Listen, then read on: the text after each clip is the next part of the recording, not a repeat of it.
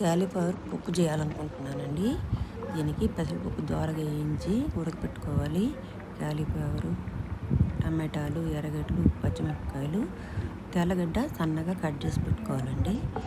ఎందుకంటే ఆ స్మెల్ చాలా బాగుంటుంది. క్యాలీఫ్లవర్ కొంచెం ఒక రకమైన ఏదులా ఉంటుంది. లేకుండా ఉండాలంటే ఈ తెల్లగడ్డ కొంచెం వేస్తే గమగమ స్మెల్ బాగుంటుందండి. ఎర్రగడ్డలన్నీ వాడిన తర్వాత క్యాలీఫ్లవర్ వేసుకొని వాడిన తర్వాత పచ్చిమిర్చి వేసుకొని తర్వాత టమాటాలు, కరివేపాకు అన్నీ వేసుకొని వాటిన తర్వాత మనం ఉడకపెట్టుకున్న పెసరపప్పు ఇంత వేసి కొంచెం నీళ్ళు పోసి బాగా మరగనిచ్చి తీసి పక్కన పెట్టుకొని చపాతీలోకి, దోశలోకి, అన్నంలోకి దేంట్లోకైనా చాలా బాగుంటుంది. వెరీ టేస్టీ అండి.